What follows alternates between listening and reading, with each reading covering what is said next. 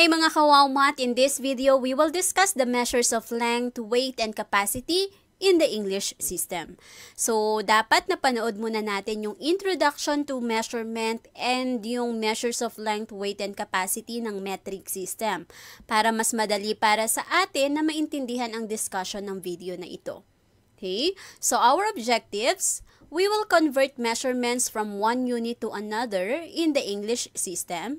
So, after natin magbigay ng, magbigay ng example ng conversion ng English to English, we will proceed to the conversion of English, from English system to the metric system and vice versa. Kaya nga po sabi ko, sana napanood muna natin yung metric system. Yun yung pangalawang video sa playlist natin. So, kung hindi nyo pa yun napapanood, panoorin muna natin yun bago tayo mag-proceed dito. Kasi meron tayo ritong conversion ng English to metric. So, kung wala tayong idea sa metric system, mahihirapan po tayo. Okay? So, let's proceed. So, the English system. So, it is based on the British Imperial System. So, dun tayo nakabase sa British Imperial System. Dun nakabase ang English system. Actually, meron tayong mga ginagamit na units sa English system. So, dito pumapasok yung its units evolved from non-standard units of measure in medieval times. So, kung napanood nyo po yung video tutorial natin dun sa Introduction to Measurement, doon diniscuss yung primitive papunta sa modern, yung yung na-modernize na siya. So, dun sa introduction natin, na-discuss doon kung ano ang mga ginagamit noong unang panahon during the Babylonians and Egyptians. So, ang mga ginagamit nila noon ay non-standard units. Kaya dito pumasok yung foot, talampakan, yung pace, yung cubit, yung yung hand. So dun pumasok yung mga yon. So non-standard, they are using body parts. So the human body serves as their instrument o yung ginagamit nila para masukat ang mga bagay sa paligid nila during those times. Now, dun sa mga non-standard units of measures nung unang panahon, meron tayong na-adapt doon. Okay? Kaya nagagamit pa rin natin hanggang ngayon yung foot, yung inch, yung yard, na kung saan nakuha natin sa kanila. Okay? So, the English system also has no base unit and prefixes. Hindi siya kagaya ng metric system. Kung napanood nyo yung video tutorial natin about the metric system, there are base units for length, weight, and capacity, and also there are prefixes. Kaya mas madaling mag-convert ng metric system compared to English system. Because the English system is more on memorization. You have to memorize the table of values o yung equivalence rather ng mga conversion ng one unit to another para makapag-convert ka ng English to English. So, dapat memorize mo yung bawat value niya, yung equivalence. Hindi kagaya ng metric na hindi mo kailangan mag-memorize kasi based doon sa kanilang prefixes, mas madali mo siyang masusundan, mas madaling mag-convert. Okay? So, in the English system, of course, meron din siyang length, weight, and capacity. So, sa length, kapag English system, dito papasok yung inch. Okay? Nakikita natin yan sa ruler, sa meter stick, at sa tape measure, yung inch. Okay? And then, we also have the foot. So, makikita natin yan sa meter stick. Okay? Yung one ruler actually is equivalent to 1 foot. Yung one ruler is equivalent to 1 foot kasi that is equivalent to 12 inches. Okay? So, yung 12 inches, that is equivalent to 1 foot. So, ito yung mga unang panahon no, na na-adapt natin hanggang ngayon. Kaya, ginagamit natin siya. Naging na siya ngayon, naging standardized. So, naging fixed na yung value niya. Kaya, standard na siya na ginagamit natin lahat ngayon. Now, papasok rin dito yung miles. So, ito po. So, miles and yung yard. So, yard, ginagamit natin siya ngayon. Kapag, kung mapapansin nyo, if you're going to let's say, Divisoria or yung bilihan ng mga fabrics, 'di ba? Yung mga cotton. Paano nila sinusukat yung haba ng tela na bibilhin mo, they are using yard. Okay? Kung if you have noticed, they are using meter stick. Okay? Pero yung ginagamit nilang sukatan is yard. Okay? Kaya kung papansinin nyo yung mga nagtitinda, yung mga vendor, hindi nila sinasakto yung pagsukat ng tela dun sa pinakadulo ng meter stick. Hindi sagad dun sa pinakadulo. Kasi, pag sinagad yun, that is 1 meter already. So, 1 yard lang po tayo. Kaya, nung unang panahon, ang sukatan nila is from nose to the, yung pinaka-tip ng middle finger. Pero ngayon, since meron na tayong instrument, we are using meter stick. Pero, hindi yun, hindi yun yung eksakto. Hindi nila sinasagad yung isang meter stick sa 1 yard. And then for weight, in the English system, dito papasok yung tons, ounce, and pounds. So, minsan, pag sa school, hinihingan tayo ng data ng ating weight, yung kilograms natin, yung bigat, yung weight natin can be converted into pounds. So, yun ang hindi natin minsan masagot. Halimbawa, ang tinatanong, how many pounds? Ilang pounds ka? Hindi mo masagot kasi mas madaling magbigay ng timbang na naka-kilograms, right? Kasi, why? Because we do not know the conversion. Okay? Hindi natin alam kung ilan ang equivalent ng pounds into kilogram. So, yun ang i-discuss natin ngayon. Okay? And then, yung ounce, ito yung ginagamit natin sa mga, diba, sa mga soft drinks. Bibili tayo, diba, minsan, 8 ounce, pabili po ng soft drinks, umiinom tayo ng soft drinks, 12 ounce, diba?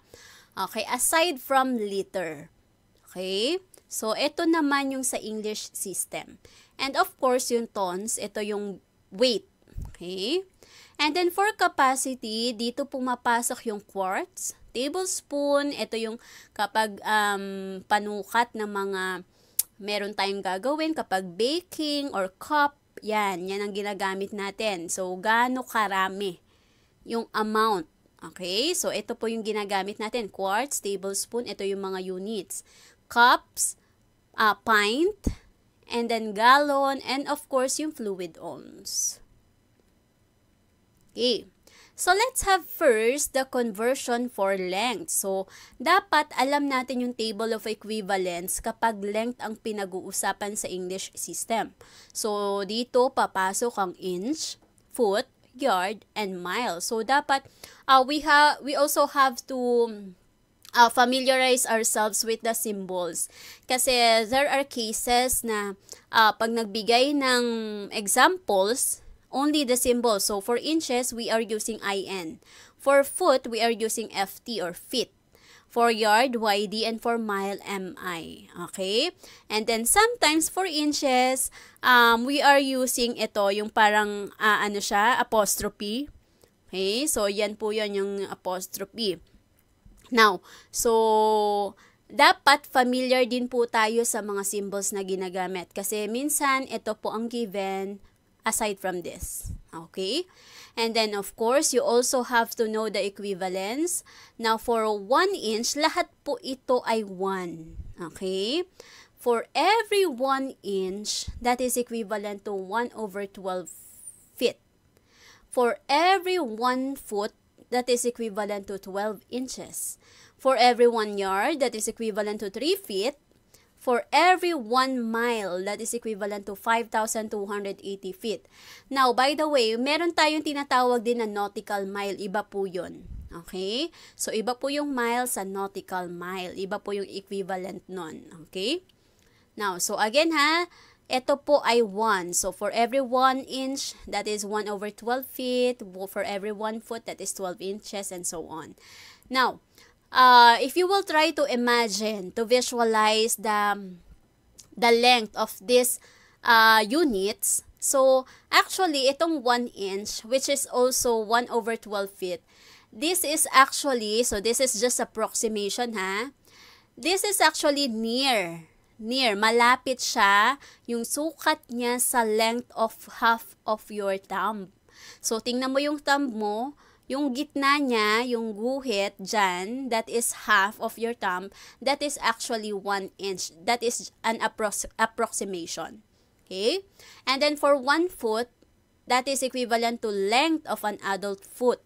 Okay? So, yung paa ng isang adult, yun po ang approximation ng isang 1 foot. Okay, again ha, this is just approximation. And then, para ma-visualize lang natin gaano siya kahaba. Okay? And then, for 1 yard, so kagaya na pinakita ko kanina, that is actually from your nose out to outstretch. Okay? From your nose to outstretch fingertips. So, kailangan naka-extend yung arm mo. So, simula sa nose mo hanggang dun sa middle finger. Okay? Yung tip ng middle finger, that is 1 yard. Okay. So, let us try to convert measures of length in the English system. Okay.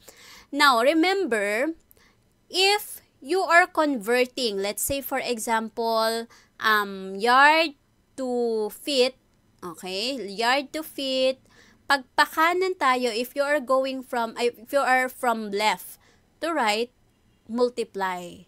If you are from right to left, divide. Okay? So, yun lang yung tip na maibibigay ko. Okay. So, you are asked to convert 1 yard is how many inches? Okay, so 1 yard is how many inches? Paano natin siya gagawin? Okay, tingnan mabuti. Tatandaan na kapag nagko-convert tayo, kung ano yung given mo, so since your given is 1 yard, dapat yun yung nasa denominator. Okay, bakit? For us to cancel. Kasi hindi mo siya makakancel, we need to cancel this eh. So, hindi mo siya makakancel kung hindi pareho ng units yan. So, ang goal mo palagi, dapat kung ano yung nandito, dapat yung denominator mo kapareho nun ng unit. Okay? Now, for every 1 yard, so hanap tayo dito ng equivalence ng a yard to feet. Okay? Ma'am, bakit hindi yard to inches? Okay, wala tayong yard to inches dito. Yard to feet muna. Tapos, pag gawa mo na siyang feet, saka mo siya magagawang inches. Okay, ulitin ko. So, yard muna, for every 1 yard, diba sabi ko kanina, this is 1. For every 1 yard, that is equivalent to 3 feet. Okay, yun muna ang gagawin natin. 3 feet muna, hindi tayo mag-i-inches. Kasi, yard to feet yung nandito natin. So, para magawa mo siyang inches, kailangan mag-feet muna para feet to inches. Now, so 1 yard, that is equivalent to 3 feet. Etong feet mo, so dapat ipapareho mo siya doon para makancel natin to. So, for every 1 foot, eto sabi ko kanina, for every 1 foot, that is equivalent to 12 inches. So, yan ang ilalagay mo ngayon sa taas. Etong numerator and denominator mo, this is the ratio. Ito yung equivalence niya. Okay? So, for every 1 yard, that is equivalent to 3 feet. For every 1 foot, that is equivalent to 12 inches. So, dito tayo tumitingin sa table. For every 1 foot, that is equivalent to 12 inches. Okay, now, kung mapapansin nyo, from left to right tayo and then left to right ulit. Anong sabi ko kanina pag left to right? Multiply. Okay, so but before that, let us cancel first the units. So makakancel natin to, tatandaan, kung ano yung unit mo dito, dapat yun yung nasa denominator para makancel mo sila. Okay, so we now have 1 times 3, lahat ng naiwan, 1 times 3 times 12. So ito po siya, 1 times 3 times 12 over 1. 1 times 1, that is 1 pa rin naman. So hindi na natin ilalagay. So, 1 times 3, that is 3, times 12, that is 36. Ano yung naiwan na unit? Inches. Okay? So, kung mapapansin nyo, puro symbol lang po ang ginamit ko dito. So, ito po ang way ng pag-convert ng English to English units. Okay? So, therefore, 1 yard is equivalent to 36 inches. Okay? Kung ano po yung naiwan na unit. Next, let's have another. So, I have here 15,840 feet. Okay? How many miles do we have in 15,840 feet? Okay, so ang conversion natin this time is feet to miles. So, from right to left. So, dun agad makikita nyo, division ito. Kasi kanina, yard to feet, feet to inches, nag-multiply tayo. Now, this time, since feet to miles siya, right to left, division ito. Okay, minsan yun ang mga tandaan natin para hindi tayo malito mag-convert. Okay? Now, so, dapat kabisado ninyo itong equivalence. Okay? Kasi ang English system, it's more on memorization. Dapat memorize nyo yung equivalence niya. Unlike the metric. Okay. So, lagay natin. So, right here given, 15,840 feet. Now, since feet ito, dapat pareho siya doon sa denominator ng unit. Okay? Then, i-convert natin siya sa mile. So, therefore, ito ang gagawin nating 1 mile. Now, 1 mile is equivalent to, ano nga ulit yung kanina? 1 mile is equivalent to 5,280 feet. Okay, laging ganon. Kung ano yung unit mo dito, ilagay mo kagad feet, tapos mile sa taas. And then, yung dalawa na yon, feet and mile, tingin ka sa table, feet and mile, ibig sabihin, sa mile, ilalagay mo 1, sa feet, ilalagay mo 5,280. Tingin ka dun sa table of values mo. Now, so we can now cancel the feet. Okay? So, therefore, we will have 15,840 times 1, that is still 15,840. Divided by 5,280, so that is equivalent to 3 miles. So, kung ano yung naiwan na unit, ayun po siya. So, therefore, 15,840 feet is equivalent to 3 miles. Next, let's proceed to the weight, the measures of weight in the English system.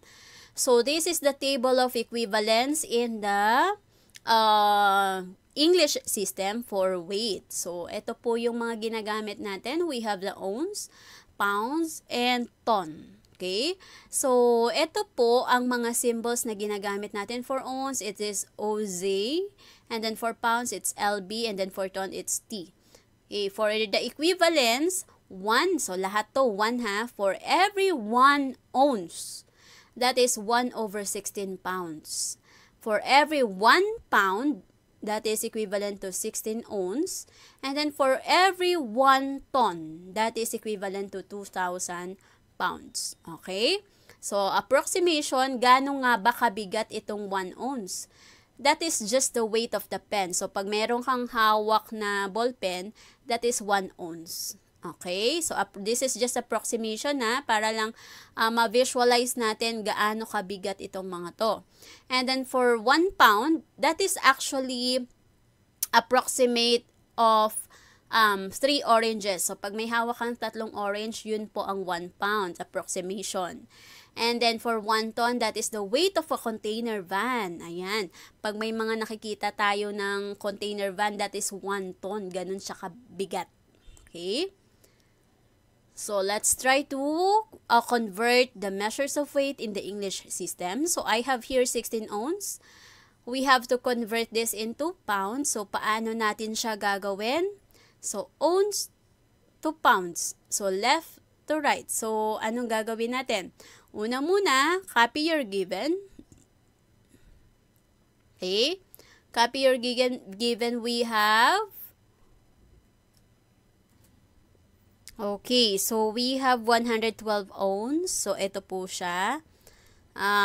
Medyo may typo tayo kanina. So, 112 ounce converted to pounds. So, paano natin siya gagawin? Copy your given. Since this is, your unit here is ounce. So, anong gagawin natin? Dapat kapareho siya nun. Laging ganon. Okay. Now, balikan nyo yung table. Ounce and pounds ang pair natin. So, ounce and pounds. So, ibig sabihin dito ka.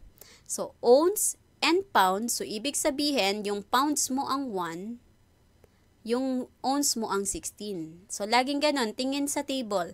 So, ounce. So, matik yan na dapat yung ounce mo ang nasa denominator. And then, since ang pair natin ay ounce and pounds, titingin sa table. So, therefore, this is 1. Yung pounds mo ang 1. Yung ounce mo ang 16. Okay. So, we now have, makakancel natin yung ounce. And then, we will have 112 because 112 times 1, that is 112. And then, over 16. So, 112 divided by 16, that is equivalent to 7 pounds. So, therefore, 112 ounce is equivalent to 7 pounds. Let's have another.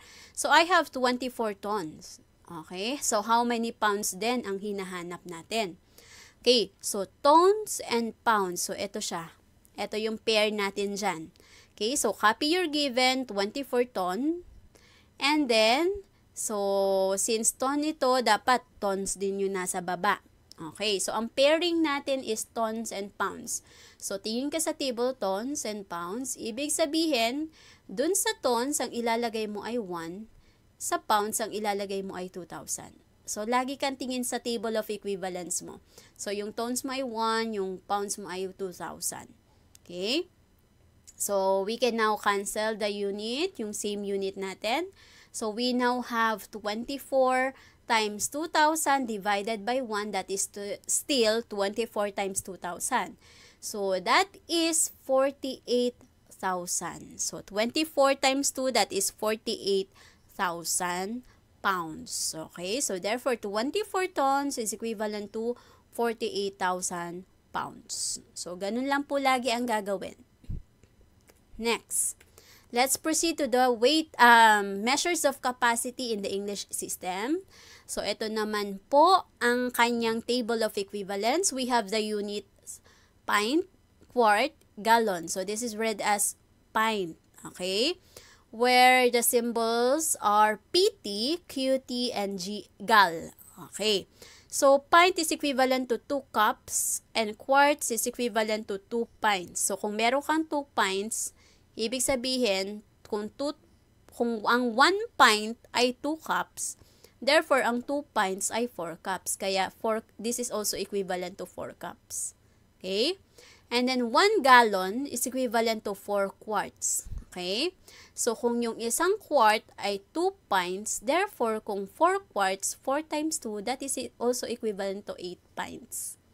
And then, kung meron kang 8 pints naman, 8 times 2, that is equivalent to 16 cups.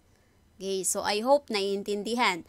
So, actually kasi pag kabisado mo ito, madali na eh.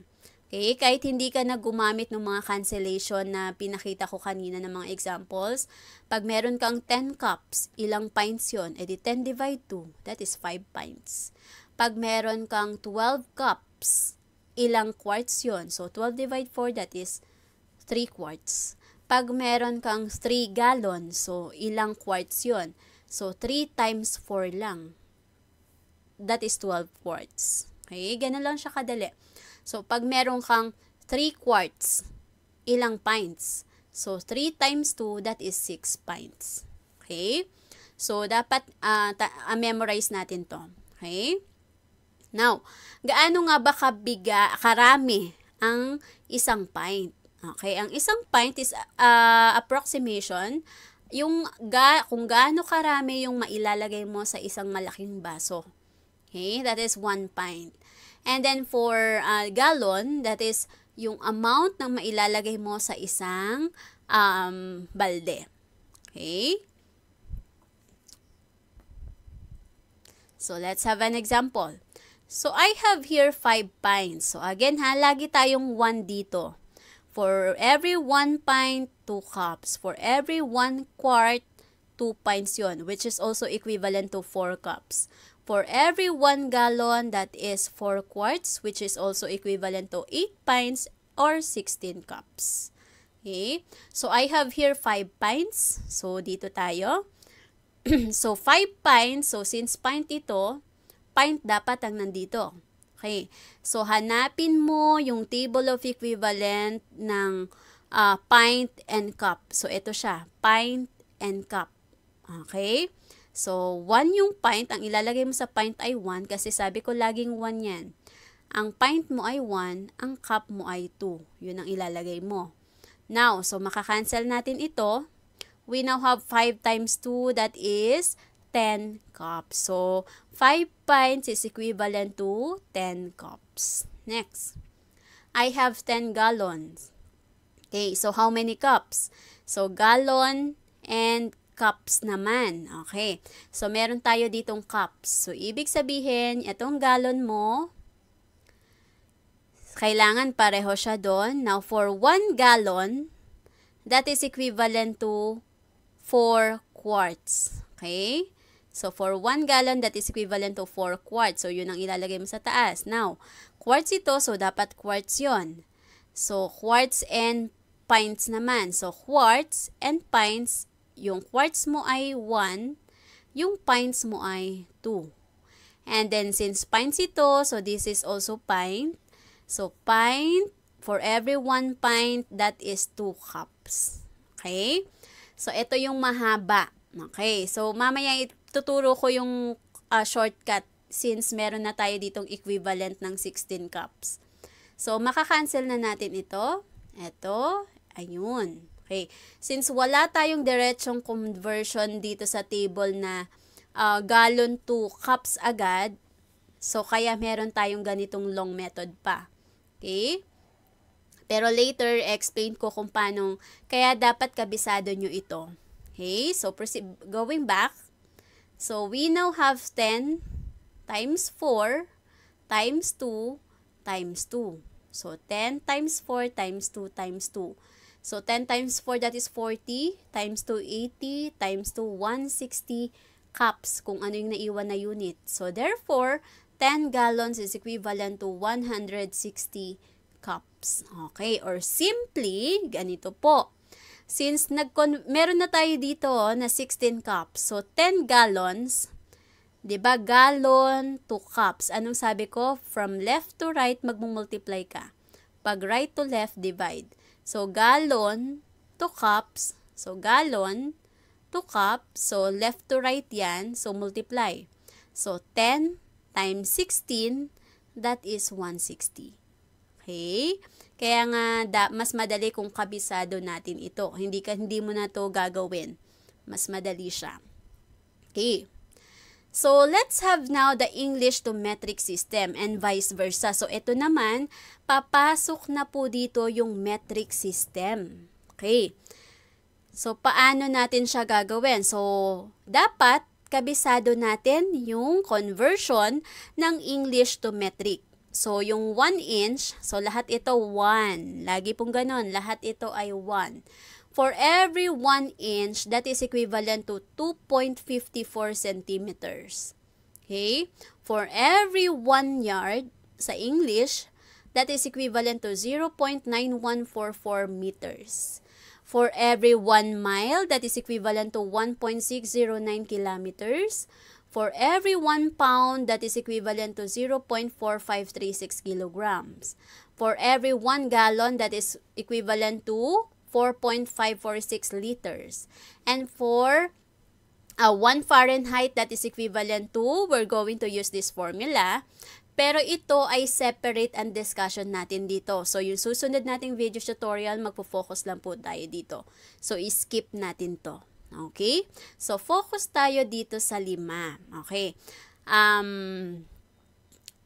Again, ito po ay 1. So, 1 inch, 1 yard, 1 mile, 1 pound, 1 gallon are all equivalent to these values into metric system. Okay, so dapat memorize natin ito. Okay, let's have example. So, I have here 9 miles to kilometer. Okay, so balikan natin yung table. So, yung miles, i-convert mo sa kilometer. So, kung meron kang 1 mile, that is 1.609 kilometer. Now, since mile to kilometer tayo, left to right, ibig sabihin multiply. Kung ito ay kilometer to mile, babaliktad, magdi-divide ka. Kapag mile to kilometer, ita-times mo siya sa 1.609. Pag kilometer to miles, i-divide mo siya sa 1.609. So, baliktad lang po, vice versa. Mile to kilometer, ita-times mo siya dito. Kilometer to miles, i-divide mo siya dito. Okay, so since we have miles to kilometers, so we're going to multiply. So, ito ang pinapakita ko sa inyo para ma-practice kayo na mag-convert ng ganito. Okay, pero kung alam ko mas mabilis na titingin na lang kayo sa table and then i-multiply nyo na lang or i-divide, okay din yon. Kaya lang mas okay kung ma-practice din kayo on how to convert using this method. Okay? So, lagi nga tatandaan na kung ano yung unit mo dito, yun din po ang denominator. Okay? Now, since mile and kilometer tayo, mile, kilometer, so for every 1 mile, so ang 1 ilalagay mo dito, that is equivalent to 1.609 kilometer. So, yun ang ilalagay mo sa taas. Makakancel natin siya ngayon. So, therefore, we will have 9 times 1.609, that is equivalent to 481 kilometers. Okay, next. I have 24 liters to gallon. So, ito naman tayo. 24 liters to gallon. So, ito naman, from right to left. Magko-convert tayo to liters, from liters to gallon. So, ibig sabihin, we're going to divide. Okay? So, since from right to left tayo, again, copy your given first. So, 24 liters. So, since liters ito, yun din po dapat ang unit mo sa denominator. Now, yung liters at gallon mo, ito, 1 gallon is equivalent to 4.546 liters. Kaya dapat memorize po ito. So, we can now cancel liters. So, we now have 24 times 1, that is 24, over 4.546. So, magdi-divide tayo ngayon. Kagaya nga ng sinabi ko, pag right to left, divide. Okay, so 24 divided by 4.546, that is equivalent to 5.28 gallons. Okay, next. So, I have here 184 inches to centimeters. So, inches to centimeters. So, left to right. So, therefore, we're going to multiply. So, again, copy your given, and then kung ano yung unit mo dito, ganun din po sa denominator. So, we can cancel.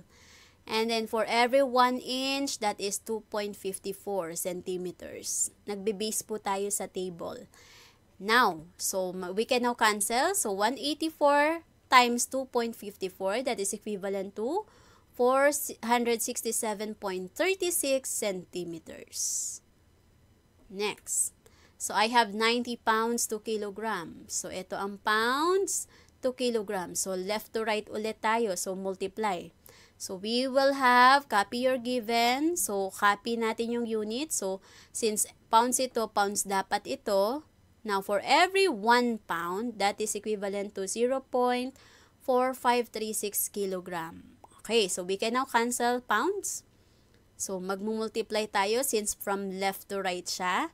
So, 90 times 0.4536 is equivalent to 40.824 thousands kilograms. So, 40.824 kilograms. Okay. Okay, test yourself. So, convert the following English units. And convert the following from English to metric units. Okay, you may pause the video kung kulang po ang time para hindi kaagad makita ang sagot. Okay, you may check your own work. So, here's the answer. If you got 5, you may share your scores sa ating comment section. And congratulations! Thank you for watching this video. I hope you learned something. Don't forget to like, subscribe, and hit the notification bell para updated kayo for more video tutorials. This is your guide in learning your math lessons, your Wow Math channel.